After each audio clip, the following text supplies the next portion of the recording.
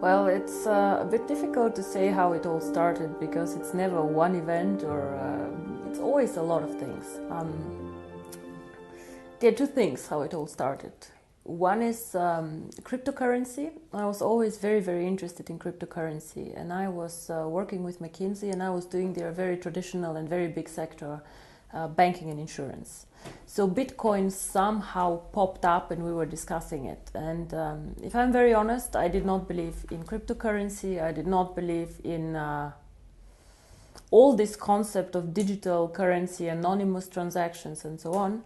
But I still was following Bitcoin. And it got more and more successful and it got more and more interesting.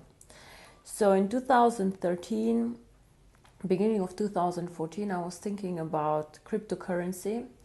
But I was also thinking a bit how to bring cryptocurrency to the next level, actually.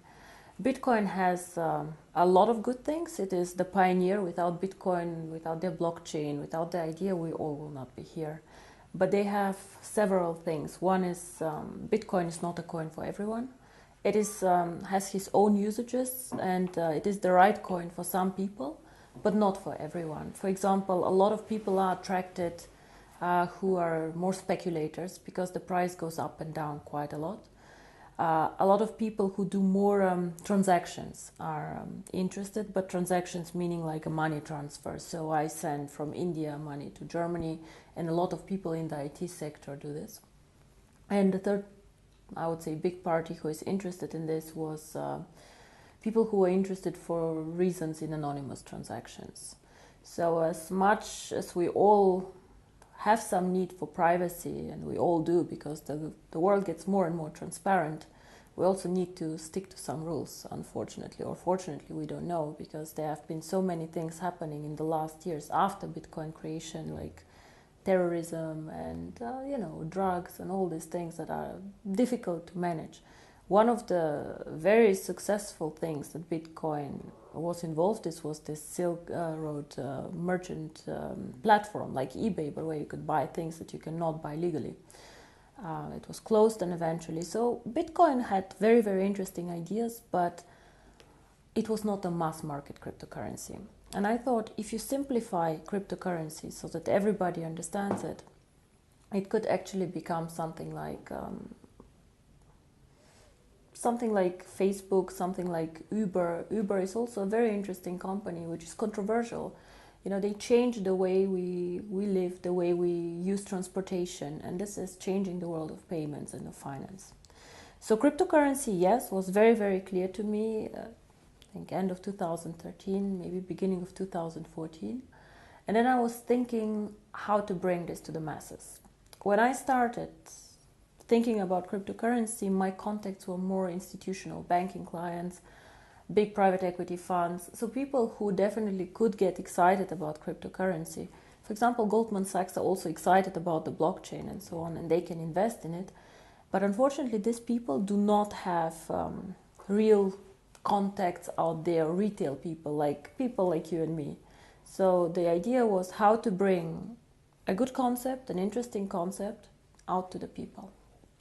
And there I have a personal friend, his name is Sebastian Greenwood, who has been active in network marketing for quite a while. He was the one actually who suggested, let's do network marketing. And I said, no, let's not. Because exactly when we wanted to start this company, another company, which was quite big, that went bankrupt, and a lot of people had lost money, and it was all over the press, the internet, and it was just a lot of bad vibes in the industry.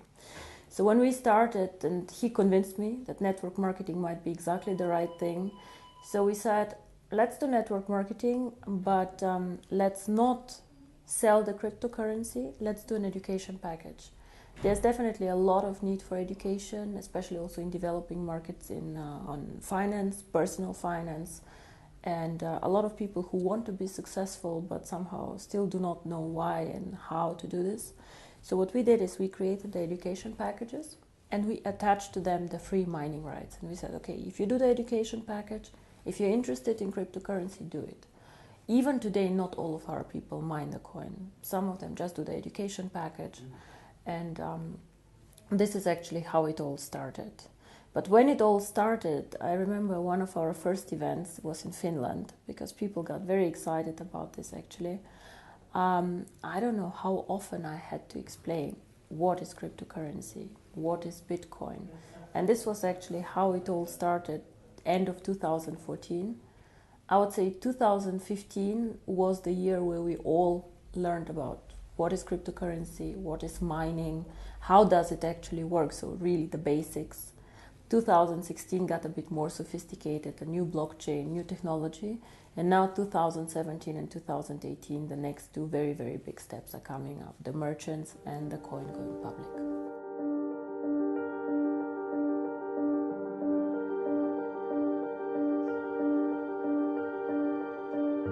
If you go to websites like CoinMarket or whatever, you will see that there are a lot of cryptocurrency out there. Nobody can say how many actually. It can be 400 or 500, we just don't know. So in my opinion, however, there are maybe 3 or 4 really big ones who are trying to be big, who are trying to find a niche and who are trying to do some work. Bitcoin for sure is one of the big ones. It is the most liquid cryptocurrency out there. Most people who speak about cryptocurrency trade this coin and do things with this coin. Still, the transaction value is very, very low. So if you look at it, it's probably 3 to 4% of the coins who get transacted per day. And a lot of these transactions are internal transactions. It means I put from my account to another of mine account, just for safety reasons, coins. We have Litecoin. Litecoin is a big coin. It is probably the number 2 out there, but nobody actually uses it, even not in transactions. So what happens is I see new coins coming mainly from the IT sector popping up, and most of these coins are done because somebody finds out something interesting in the code. So they code something where you can do something on the blockchain or new usages of the blockchain. Ethereum, for example, it's actually not a real cryptocurrency. What they try to do is they try to provide a blockchain where other people can use. So I think there's still no coin out there which is targeting the mass market. And I believe this is the case because the community of cryptocurrency is a bit arrogant. Yeah? So they are for sure very knowledgeable people, very smart guys, most of them with very heavy IT background. A lot of them also believing in this theory of, I would not call communism, but we should give something to the public, we should share it all and then see what happens. Nothing bad with this, but if you put something out there and give it for absolutely free to the people, you have no money to invest in infrastructure, you have no money to invest in a brand, and you somehow have to trust it that it will move in the right direction.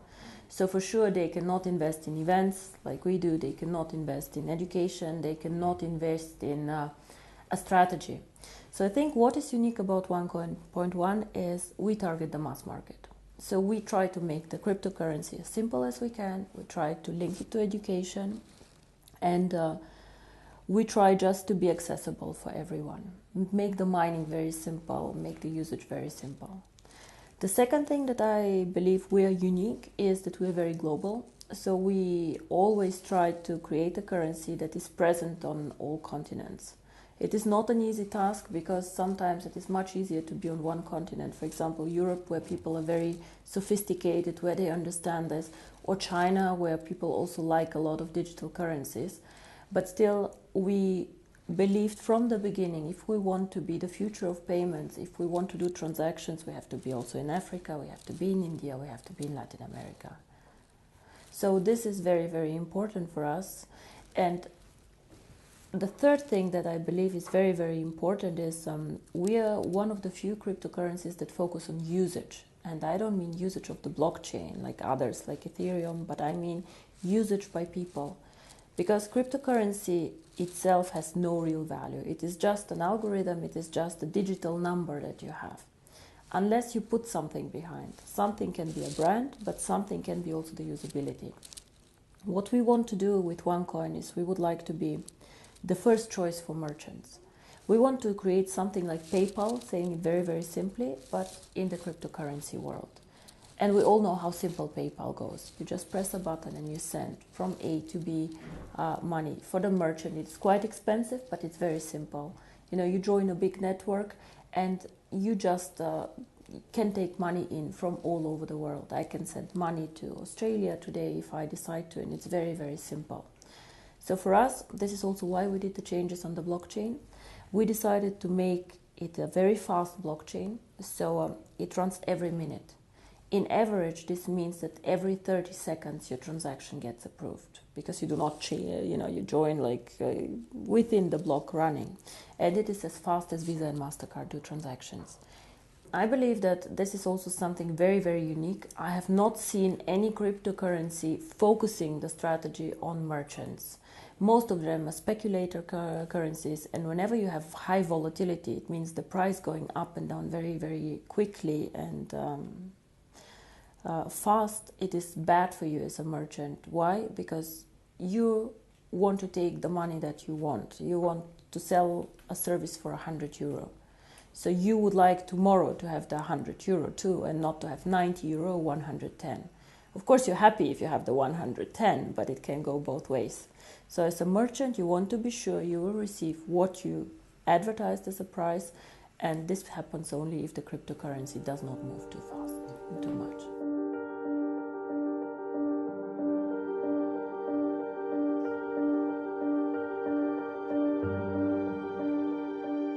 I believe that the network should do nothing else than communicating this, because I'm just making money, I'm just making commission. It can never be just the reason why somebody should join a network. Then you can sell soap, you can sell whatever is out there, I don't know, beds and things like this.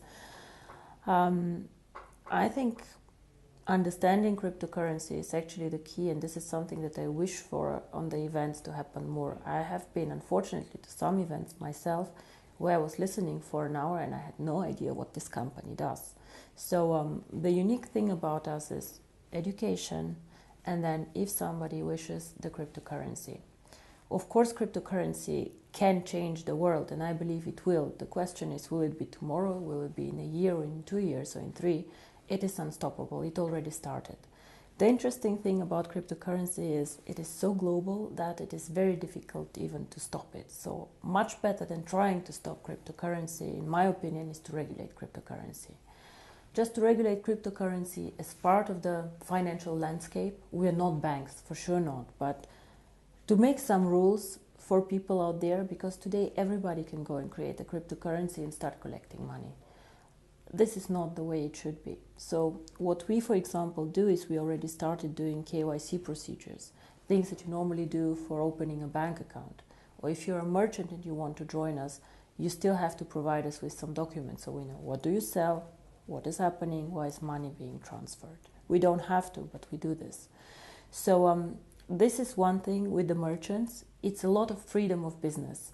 For example, for the European market, if you're a small, innovative Swedish company, what can you do? You can develop some cool software, you can do things. Most of us are in the digital network, they are doing interesting things, and then you want to sell it to other markets. It can be Asia, it can be India, it can be everywhere. But China and India are very difficult to sell things to. They do not have the free capital flows that we have. So you might find a Chinese buyer, but it's difficult for you to get a payment. And it's very frustrating because you're a small company, you focus on software, you do not focus on international payments. If you're a big company, you can do this, but you don't have the know-how. Now here, cryptocurrency can help you, because OneCoin is very strong in China and is very strong, for example, in Europe. So what you can do is you can put your software in our shop that is starting now in next year. You can put up the price, whatever the price is that you would like, and then a transaction between a Chinese buyer and a European buyer can happen like this. Within 1 minute, the transfer is done. So this is something very exciting. For me, this is a bit more freedom of doing business. And the second thing, as you say, is the unbanked. Now, the unbanked, I don't know if you had a look what happened in India. India is a cash economy, so a lot of the poorer people who do not have a bank account for several reasons. Poor people normally do not trust banks. Poor people hoard the money for emergency. Within 4 days, they told them that they need to come and just give the cash that they have only up into a limit, and they needed to exchange it, and the other cash was just void. Now this is a disaster, and this disaster will not hit the rich people. It will hit like very, very small people who have their savings. Cryptocurrency can make a change. Now, you ask me, if a person is so poor he doesn't have a bank account, how will he deal with cryptocurrency? A lot of people have access to phones, so if you manage to link cryptocurrency to a phone, and of course it's already linked to the internet, you can give these people so many more options how to bank with us. So a cryptocurrency provides just another corridor how they can make money movements and how can they join the financial system. But we have to be very, very clear on this. This is probably the most complex part of what we're doing. The merchants, I believe, is quite simple to put together. Then you have to grow the merchant network. You have to be attractive, low-cost opportunity, fast, reliable, fine. But the remittances, you always need a point where cash gets collected. And this is the second part of the strategy, which will come most probably only after we open the coin for everyone. You need to make sure that there are points where you can make the virtual currency real. So where cash can come in that people have, they can send somewhere, and then they can get the cash and go to the supermarket and spend it. Can work, for example, if you get several partners to join. It can be a phone company because you go and pay your phone bill, or you can just charge on your phone bill the cryptocurrency and back. It can be a big gas station chain, for example. It can even be a supermarket chain. Like if it's a big chain, they can take cash in for you, they can give cash out. For example, in Germany, a lot of supermarkets started giving cash out with your card. So the same can be done for cryptocurrency. You just need to find a lot of points and a lot of partners, again, a network, where they support the idea of cryptocurrency. And to be honest, I believe that this will happen because banks currently have a monopoly on many things, and they do not treat some of their clients in a good way. So I believe that the second system, a financial system, will be created and somehow will happen. How fast, I cannot tell you, but there's always this tipping point theory. Things start, grow, at one point of time, they just reach a point where it just gets inevitable and just like goes out.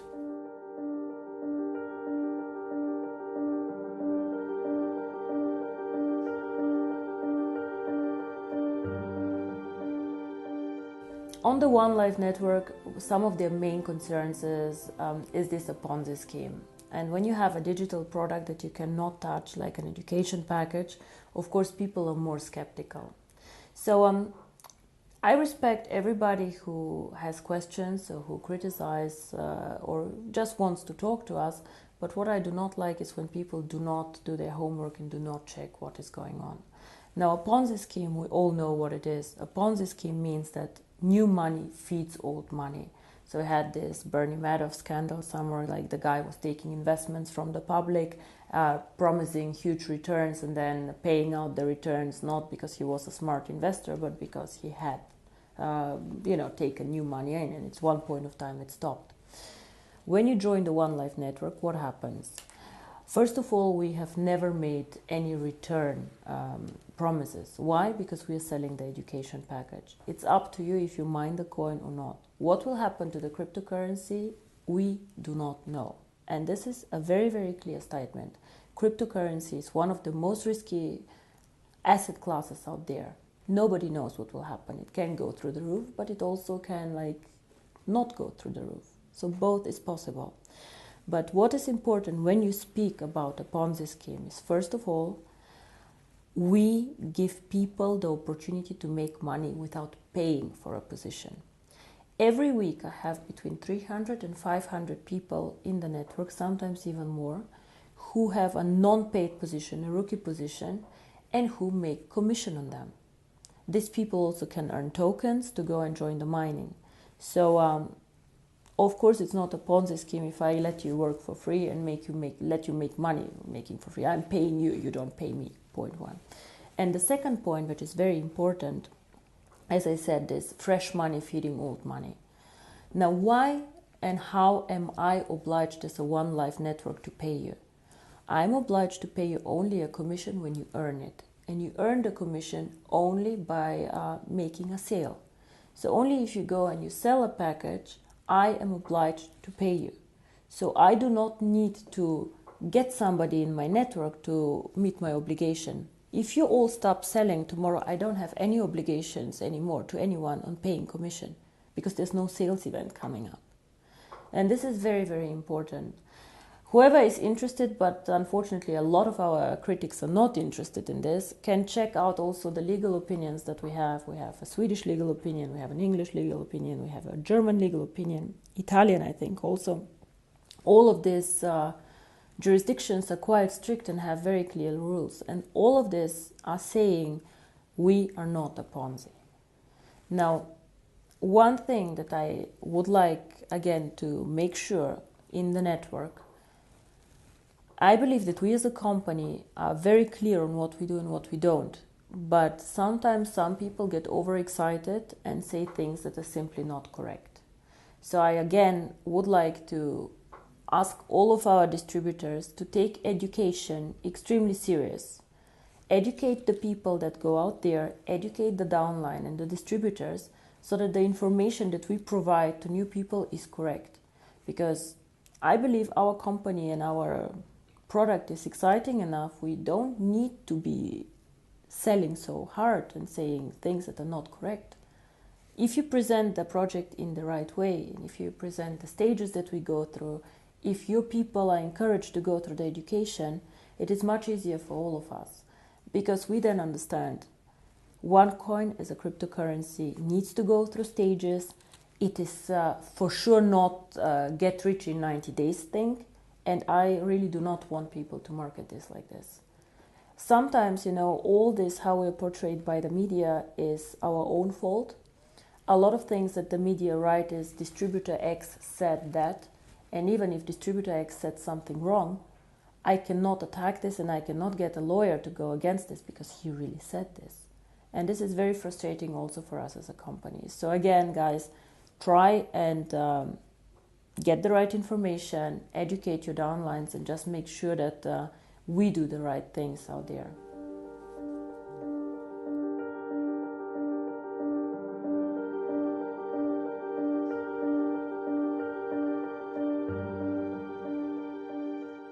So we had 2 very exciting years. We were growing very fast. We were doing very, very good things. We did some adjustments too as a company on the blockchain, things that we just did not know before when we started. For example, the blockchain and the merchants. Now, the best, I think, is yet to come, and the most exciting part is coming now, because now we have to move from just mining the coin into usability of the coin. And the first thing how you can use the coin is moving on with the merchants. 2017, January, February, we launched our own merchant platform. So what does this mean? As a merchant, you can join the platform for free, and you can sell your services or your products, whatever you have. You can sell it in this platform.